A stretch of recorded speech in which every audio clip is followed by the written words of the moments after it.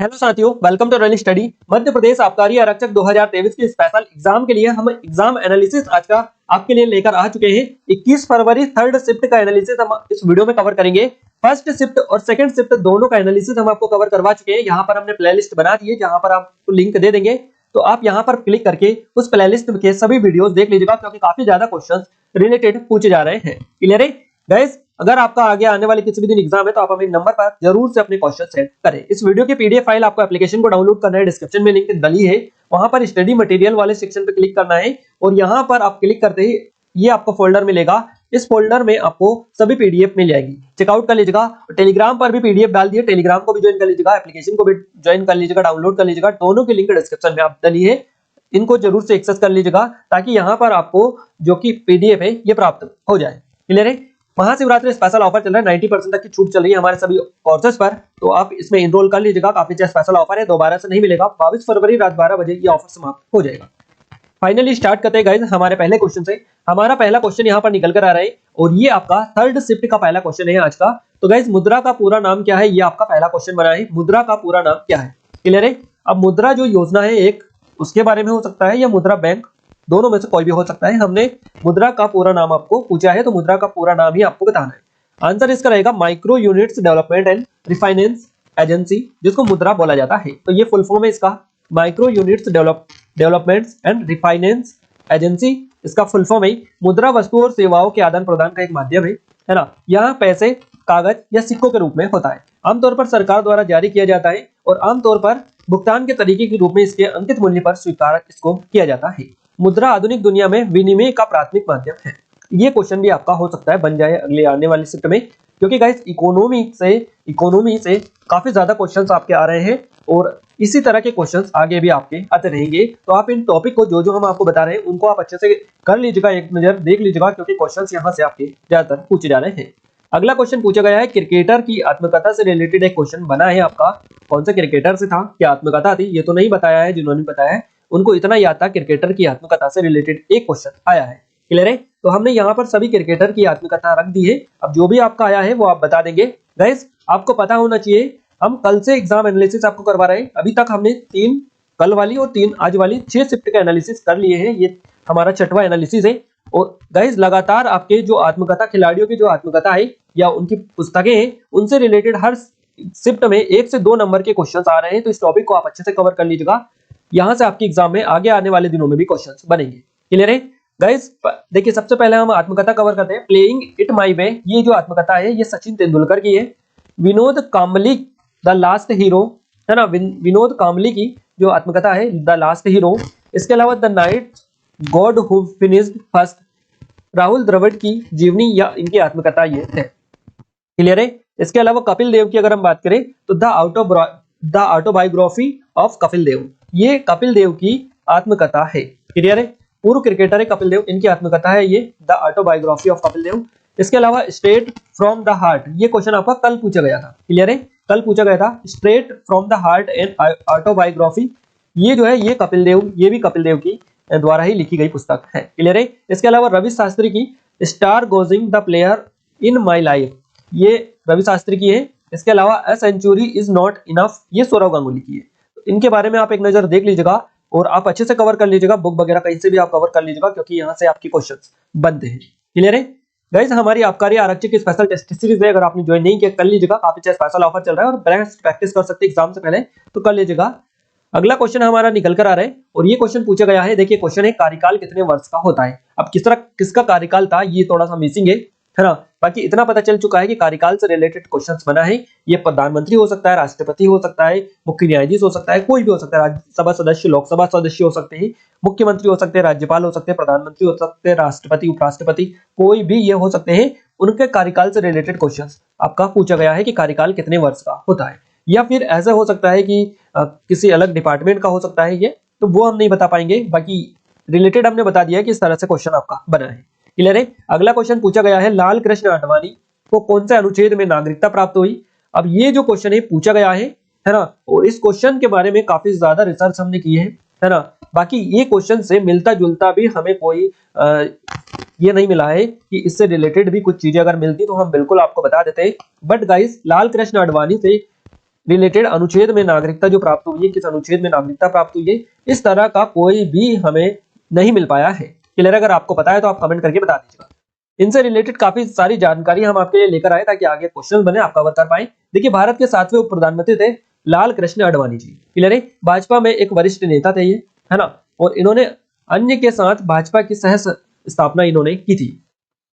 1998 से 2004 तक भाजपा के गृह मंत्री भी रहे हैं। 2009 के आम चुनाव में इन्होंने राष्ट्रीय लोकतांत्रिक गठबंधन में प्रधानमंत्री उम्मीदवार के रूप में कार्य किया था। आरएसएस यानी राष्ट्रीय स्वयंसेवक संघ में वे एक स्वयंसेवक थे। इसके अलावा लाल कृष्ण आडवाणी का जन्म कहां पर हुआ था? तो लाल कृष्ण आडवाणी का जो जन्म हुआ था ये हुआ था कराची में, जो कि पाकिस्तान में आता है। क्लियर है? लाल कृष्ण आडवाणी भारतीय जनता पार्टी के राजनेता है। 2002 से 4 तक भारत के उप प्रधानमंत्री के रूप में इन्होंने काम किया है और 15वीं लोकसभा में विपक्ष के नेता थे ये। माई कंट्री माई लाइफ इनकी आत्मकथा है। मोस्ट इंपोर्टेंट ये इस तरह की क्वेश्चंस बनते हैं और इस पुस्तक का जो विमोचन किया 2008 में एपीजे अब्दुल कलाम जी ने किया था। क्लियर है? तो इतनी सारी डिटेल आप याद रखिएगा, हो सकता है अगली शिफ्ट में ही आपसे इनमें से क्वेश्चन बन जाए। अगला क्वेश्चन पूछा गया, किसी लेखक के बारे में पूछा गया था। क्वेश्चन क्या था एग्जैक्ट पता नहीं चल पाया है। जितनी भी चीजें जैसे भी हमें पता चल रही है पूरी आपको बताने की कोशिश कर रहे हैं ताकि आपको ज्यादा से ज्यादा चीजें पता चल पाए। बस यही मकसद हमारा है और हमसे जितना भी हो पा रहा है गाइस, हम एक्स्ट्रा डिटेल भी आपको दे रहे हैं। काफी ज्यादा मेहनत लगती है इनको बनाने में, आप सभी को पता, आई थिंक पता होगा सभी को, है ना। तो ये स्पेशली आपके लिए इसलिए लेकर आ रहे हैं ताकि आपके आगे आने वाले दिनों में अगर एग्जाम है तो आपको वहां से क्वेश्चंस यहीं से देखने को मिल जाए। क्लियर है? 2021 दुनिया के सबसे अमीर व्यक्ति से रिलेटेड एक क्वेश्चन पूछा गया है आपसे, है ना। दुनिया के सबसे अमीर व्यक्ति से रिलेटेड क्वेश्चन 2021 की रिपोर्ट के अनुसार। तो गाइस 2021 के लिए फोर्ब्स की भारत के सबसे अमीर लोगों की सूची जारी की गई थी, है ना, फोर्ब्स की। और मुकेश अंबानी 2008 के बाद लगातार 14वें वर्ष सबसे धनी भारतीय बने हुए हैं। क्लियर है? तो मुकेश अंबानी 2021 की रिपोर्ट के अनुसार ये हम आपको डेटा बता रहे हैं। इसके अलावा 2021 में रिलायंस इंडस्ट्रीज के अध्यक्ष मुकेश अंबानी की कुल संपत्ति में $4 बिलियन की संपत्ति जुड़ी है ना। गौतम अडानी लगातार तीसरे साल $14.8 अरब की संपत्ति के साथ में दूसरे सबसे अमीर भारतीय बने हुए हैं। चीजें देखिएगा थोड़ी सी। इसके अलावा $31 अरब के साथ HCL टेक के शिव नादर जो है ये तीसरे स्थान पर रहे हैं, है ना। इसके अलावा ये एक वर्ल्ड लेवल का है ब्लूमबर्ग, है ना, ब्लूमबर्ग बिलियनियर इंडेक्स के अनुसार ये इंडेक्स है एक ब्लूमबर्ग बिलियनियर। तो ये जो इंडेक्स है इसके अनुसार टेस्ला के सीईओ है एलन मस्क, नाम याद रखिएगा, आई थिंक आप सभी को पता होगा। इन्होंने $213 बिलियन की संपत्ति के साथ अमेजन के जेफ बेजोस को फिर से दुनिया के सबसे अमीर व्यक्ति के रूप में पछाड़ दिया है। तो अगर ये पूछा गया है तो ये एलन मस्क लगाना है, अगर आपको भारत से पूछा गया है तो मुकेश अंबानी लगाना है 2021 की रिपोर्ट के अनुसार। क्लियर है? अब रिपोर्ट कौन सी थी ये भी नहीं पता चल पाया है, बाकी ये क्वेश्चन आपका पूछा गया था। अगला क्वेश्चन पूछा गया सूचकांक से, एक इंडेक्स से रिलेटेड क्वेश्चन था, हो सकता है यही हो या और भी क्वेश्चन हो, वो बता रहे 3 से 4 क्वेश्चन इंडेक्स से पूछे गए हैं। क्लियर है? अगला क्वेश्चन पूछा गया है उत्तर प्रदेश के किस जिले में सबसे कम वन पाए जाते हैं। गाइस मध्य प्रदेश से अब की बार एक भी क्वेश्चन नहीं आया है। पूरा जो पैटर्न है चेंज है एग्जाम का, और अब तक ऐसा देखने को नहीं मिला था, है ना। तो पूरा पैटर्न चेंज है और किसी को भी ये उम्मीद नहीं थी कि इतना पैटर्न चेंज हो सकता है। और खैर ये जो व्यापम है ये पता नहीं क्या कर रहा है ना। नई नई एजेंसी को ठेका देने के बाद में भी नए नए जो पेपर में कम से कम इतना तो रखना चाहिए ना कि इतना परसेंट एमपी का वेटेज होना चाहिए, इतना परसेंट एमपी के क्वेश्चन होने चाहिए, क्योंकि एमपी का एग्जाम है और ऐसा तो नहीं हो सकता ना एमपी के क्वेश्चन ना आए। अब देखिए उत्तर प्रदेश का क्वेश्चन पूछ लिया जिले में सबसे कम वन पाए जाते हैं, और यहाँ पर मध्य प्रदेश होना था तब जाके सही रहता क्वेश्चन। एक क्वेश्चन तो कम से कम देखने को मिल जाता है एमपी का। अभी तक एमपी का एक सिंगल क्वेश्चन भी देखने को नहीं मिला है। कल से अब तक हम आपको एनालिसिस करवा रहे हैं, बाकी काफी सारे चैनल्स करवा रहे हैं, वो रियल नहीं है ना। देखिए उत्तर प्रदेश के किस जिले में सबसे कम वन पाए जाते हैं, क्वेश्चन पर आते हैं। भदोही जिला ये है और इसका नाम बदलकर संत रविदास नगर कर दिया गया है। तो ये अगर आपको ऑप्शन में मिला है दोनों में से कोई भी, तो आपका सही जवाब भदोही या संत रविदास नगर दोनों ही सही जवाब रहेंगे, दोनों एक ही है। क्लियर है? उत्तर प्रदेश के भदोही जिले में न्यूनतम वन क्षेत्र है। भदोही के जंगल के नीचे 3 वर्ग किलोमीटर का क्षेत्र है ना। भदोही सबसे बड़ा हाथ से बुना हुआ कालीन बुनाई उद्योग का घर है ना। और उत्तर प्रदेश का जो सोनभद्र जिला है इसका वन क्षेत्र सबसे अधिक है, सबसे अधिक और सबसे कम भदोही जिले का, जिसको संत रविदास नगर जाना जाता है। सोनभद्र जिले में 2544 वर्ग किलोमीटर का क्षेत्र जो आता है ये वन क्षेत्र के अंतर्गत आता है। अगला क्वेश्चन बना है रिस्ड शोर्ड एन ऑटोबायोग्राफी किस पूर्व भारतीय क्रिकेटर की आत्मकथा है। सही जवाब रहेगा गुंडप्पा रंगनाथ विश्वनाथ। है ना, इनका नाम आप याद रखिएगा। पूर्व कप्तान है गुंडप्पा विश्वनाथ की आत्मकथा भारतीय क्रिकेट के इतिहास के बेहतरीन बल्लेबाजों में से एक है ये। कलाई के अविश्वसनीय काम के लिए एक कलाकार के रूप में प्रतिष्ठित थे। 12 मार्च 2022 को लॉन्च की गई थी ये पुस्तक, है ना। पुस्तक में गुंडप्पा विश्वनाथ की क्रिकेट यात्रा का पता चलता है, जिन्होंने 1970-1986 के बीच भारत के लिए टेस्ट क्रिकेट खेला, जिसमें 91 प्रदर्शन किए और 6000 से अधिक रन बनाए। क्लियर है, तो आप देख लीजिएगा एक नजर। अगला क्वेश्चन बना है कि त्रिपुरा में सबसे ज्यादा कौन सी भाषा बोली जाती है। त्रिपुरा में सबसे ज्यादा भाषा जो बोली जाती है बंगाली बोली जाती है। बंगाली आपका सही जवाब रहेगा। देखिए कोक बोरोक, है ना, कोक बोरोक जनजातियों के बीच एक लोकप्रिय त्रिपुरा भाषा है ये, है ना। भारत में राज्य में भारत, यूरोपीय और चीन तिब्बती परिवारों को से संबंधित चकमा बोली जाती है। बंगालियों ने 2001 में भारत की जनगणना में त्रिपुरा की आबादी का लगभग 70% हिस्सा लिया, जबकि त्रिपुरी की आबादी 30% है। तो याद रखिएगा बंगाली, यहाँ पर त्रिपुरा में बंगाली बोले जाने वाले का जो परसेंटेज है ये 70 है, और त्रिपुरी जो भाषा है इसका परसेंटेज है 30%। क्लियर है। 2001 की जनगणना के अनुसार, 2011 की जनगणना के अनुसार इस राज्य में, है ना, त्रिपुरा राज्य में हिंदू धर्म बहुसंख्यक धर्म है, जिसके बाद 83.40% आबादी है। क्लियर है। मुसलमान आबादी 8.60% है और ईसाई आबादी 4.35%, बौद्ध 3.41%। अगला क्वेश्चन पूछा गया है आपसे कि संसद द्वारा वित्तीय आपातकाल कितने समय के लिए घोषित किया जा सकता है। सही जवाब रहेगा कोई अधिकतम अवधि नहीं होती है इसके लिए। संसद द्वारा वित्तीय आपातकाल जो घोषित किया जाता है कितने समय के लिए घोषित किया जा सकता है, तो कोई अधिकतम अवधि इसकी नहीं होती है। अनुच्छेद 360 के तहत वित्तीय आपातकाल, यदि राष्ट्रपति संतुष्ट है कि ऐसी आर्थिक स्थिति है जिसमें भारत की वित्तीय स्थिरता या क्रेडिट को खतरा है, तो वहां वित्तीय आपातकाल की घोषणा कर सकता है, और इस तरह के आपातकाल को 2 महीने के भीतर संसद द्वारा अनुमोदित किया जाना चाहिए, और यह कभी घोषित नहीं किया गया है। क्लियर है। राज्य आपातकाल या राष्ट्रपति शासन के विपरीत भारत में वित्तीय आपातकाल के लिए कोई अधिकतम समय सीमा नहीं है। आपातकाल की स्थिति शासन की एक अवधि को संदर्भित करती है, जिसमें कुछ स्थितियों के दौरान भारत के राष्ट्रपति द्वारा घोषित किया जा सकता है। युद्ध, बाहरी आक्रमण या सशस्त्र विद्रोह के आधार पर राष्ट्रीय आपातकाल की घोषणा की जा सकती है। संविधान इस प्रकार की आपातकालीन स्थिति को निरूपित करने के लिए आपातकाल की घोषणा अभिव्यक्ति को नियोजित करता है। आपातकाल की घोषणा को 1 महीने के भीतर अनुमोदन के लिए संसद में के समक्ष में रखा जाना चाहिए, और इसे संसद के दोनों सदनों द्वारा अनुमोदित किया जाना चाहिए। संविधान का अनुच्छेद 352 राष्ट्रीय आपातकाल से संबंधित है, नोट डाउन करिएगा। क्लियर है। तो यहाँ पर देखिए ये क्वेश्चन भी हमने समझ लिया। अगला क्वेश्चन पूछा गया है आपसे कि व्यवसाय में ऋण की अधिकता के लिए एक शब्द कौन सा है। इस तरह से क्वेश्चन पूछा था। इस तरह के क्वेश्चन बेसिकली हिंदी में पूछे जाते हैं, बट ये इकोनॉमी से रिलेटेड क्वेश्चन है। व्यवसाय में ऋण की अधिकता के लिए एक शब्द, तो ये आपको बताना है कि इस तरह से क्वेश्चन आया था या नहीं आया था। क्लियर है। ये इसका थोड़ा सा पैटर्न और चेंज था।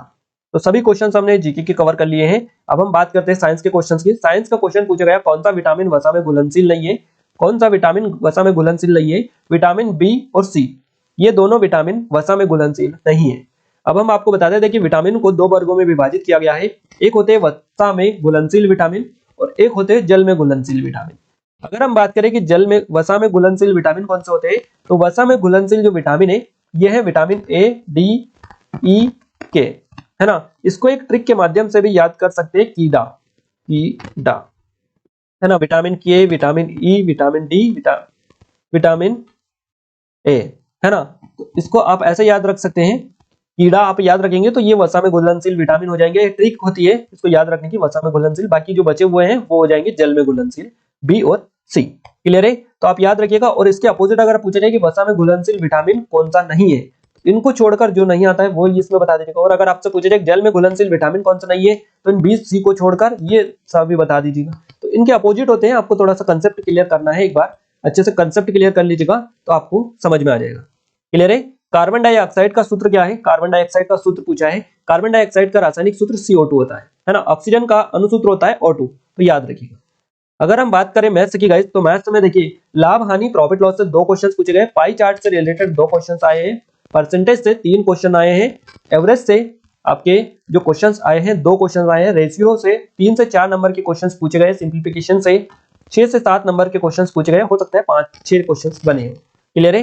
रेलगाड़ी से 2 क्वेश्चंस पूछे गए हैं, माध्य माध्यिका बहुलक से 4 से 5 नंबर के क्वेश्चंस बने हैं। अब देख लीजिएगा कितने ज्यादा क्वेश्चंस इन दोनों से पूछे गए हैं, अनुपात, सिंप्लीफिकेशन और माध्य माध्यिका बहुलक से। क्लियर है। परसेंटेज से भी अच्छे क्वेश्चंस देखने को मिले हैं, इसलिए आप जो टॉपिक ज्यादा पूछे जा रहे हैं, जिस टॉपिक से ज्यादा क्वेश्चंस बन रहे हैं उनको आप अच्छे से कवर कर लीजिएगा। रीजनिंग की बात करें, कैलेंडर से 2 क्वेश्चंस पूछे गए, कोडिंग डिकोडिंग 4 से 5 नंबर के क्वेश्चंस लगातार यहां पर आज भी पूछे गए हैं। सीरीज से 3 क्वेश्चंस पूछे गए, 5 से 2 क्वेश्चंस, सिटिंग अरेंजमेंट से 2 से 3 नंबर के क्वेश्चंस बने हैं। इसके अलावा अल्फाबेट से 4-5 नंबर के क्वेश्चंस बने हैं, ब्लड रिलेशन से 3 क्वेश्चंस बने हैं। क्लियर है? तो पूरा पेपर आपके सामने रख दिया है कि कहां-कहां से आपका पेपर आया है, किस तरह के क्वेश्चंस आए हैं, और थोड़ा बहुत आगे पीछे हो सकता है क्योंकि हम भी एग्जाम देने नहीं गए थे, जो हमें बताया है वही आपके लिए हम लेकर आए हैं। क्लियर है? तो गाइस इस वीडियो में अगर आपको पता है आपने एग्जाम दिया था तो कमेंट में कमेंट करके बता दीजिएगा कि कौन कौन से क्वेश्चंस आए हैं। क्लियर है? हमारे कुछ ऑनलाइन कोर्सेज टेस्ट सीरीज है, पटवारी की, आबकारी आरक्षक, जेल प्रहरी, forest guard, MPPSC, MP current affair की ई बुक है, ये 2022 की, मध्य प्रदेश करंट अफेयर 2022 की, जनवरी से दिसंबर तक का पूरा डला है ना। इन सभी की लिंक डिस्क्रिप्शन में डली है, एप्लीकेशन को डाउनलोड कर लीजिएगा, सारी डिटेल आपको वहीं पर मिल जाए। पीडीएफ के लिए एप्लीकेशन को डाउनलोड कर लीजिएगा, टेलीग्राम को भी ज्वाइन कर लीजिएगा, जिनके लिंक हमने डिस्क्रिप्शन में डाल दिए। ये वीडियो आपको कैसा लगा, कैसा नहीं लगा, आप हमें कमेंट के माध्यम से जरूर से बताइएगा। और ऐसे ही वीडियोस अगर आप डेली चाह रहे हैं तो चैनल को अभी सब्सक्राइब कर लीजिएगा, बेल आइकन को आप दबा दीजिए ताकि लगातार आपको वीडियोस मिलता रहे। आज के इस वीडियो में बस इतना ही गाइस, मिलते हैं हमारे नेक्स्ट स्टडी वीडियो में, तब तक के लिए जय हिंद, वंदे मातरम।